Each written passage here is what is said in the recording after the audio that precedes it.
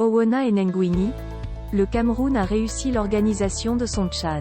C'est l'intitulé d'un post de nos confrères de Cameroun Web sur leur page Facebook. La suite, dans un instant. Cliquez sur le pouce bleu et activez la cloche de notification pour ne manquer aucune de nos futures publications. Voici les détails de leur post dans son intégralité. Politologue et enseignant à l'université de Yaoundé, il soutient que le Cameroun a réussi l'organisation du 6e championnat d'Afrique des Nations, Chan. Voici selon Owona Enenguini, les leçons sur le Tchan 2020. Le Tchan vient de s'achever sur la victoire logique d'une solide sélection marocaine devant une sélection malienne pleine de caractère. Les aigles à prime du Mali ont fait souffrir les lions à prime du Maroc jusqu'à la 69e minute. Avant que le Maroc ne fasse la décision sur 2 balles arrêtées. Le Mali a eu sa chance mais n'a pas su la saisir, ne parvenant pas à concrétiser. Un succès organisationnel. Le Cameroun a réussi son organisation, qualité de l'accueil touristique, qualité de l'infrastructure de couverture médiatique, qualité des infrastructures sportives, qualité de l'ordonnancement protocolaire, qualité du dispositif sécuritaire. En effet, le Cameroun a montré de quoi il était capable lorsqu'il décidait de sortir de sa torpeur réputée et de son indiscipline avérée.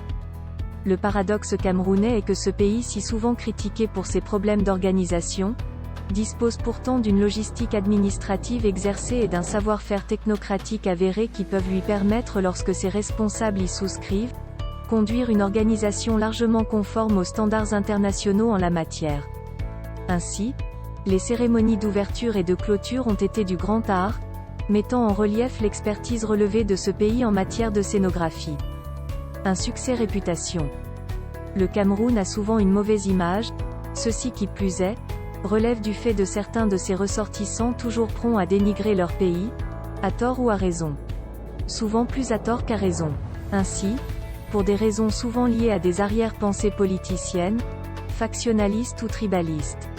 Ainsi avec une terrible mauvaise foi trompeusement présentée comme l'exercice du discernement critique, nombre de détracteurs du pouvoir liés au milieu d'opposition et de contestation ont clairement conduit une action pour faire croire que le Cameroun ne pouvait organiser et gérer avec sérieux un tel événement sportif. Ils ont eu tout faux. Les étrangers ont été surpris en raison de cette campagne de la qualité de cette organisation de la CAF et du Cameroun.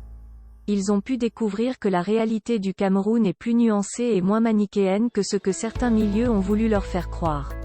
Cette réalité souvent méconnue par les Camerounais eux-mêmes, c'est que s'il y a une chose dont le Cameroun ne manque pas, c'est le talent. Un succès sportif. Le niveau de ce Tchan montre que cette compétition gagne en valeur.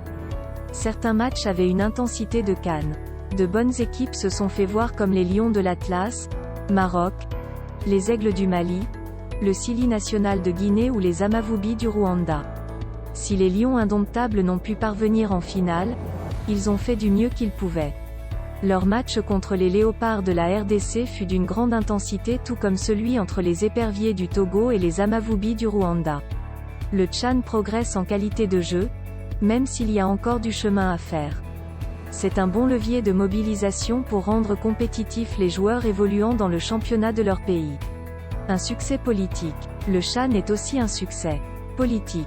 En effet, il a permis au président Paul Biya et à son appareil gouvernant de faire la preuve que le pouvoir central avait un niveau significatif de contrôle de son territoire, ceci malgré la fronde menée par les partisans de l'anglophonie identitaire. Le gouvernement a réussi son pari d'organiser une poule à limbe et d'y maîtriser les risques d'incidents sécuritaires liés aux menaces explicites lancées par les activistes du fanatisme identitaire ambazonien. Le cadenassage sécuritaire autour de cette poule de limbe a permis à tous les étrangers venus dans cette zone de voir que l'appareil gouvernant patronné par le président Paul Biya est bien ancré et dispose d'une résilience puissante dans la gestion de cette crise. Veuillez prendre 3 secondes pour liker la vidéo et la partager. N'oubliez pas de vous abonner à la chaîne YouTube Camer TV Info et Cameroun Actu. À bientôt pour de nouvelles publications.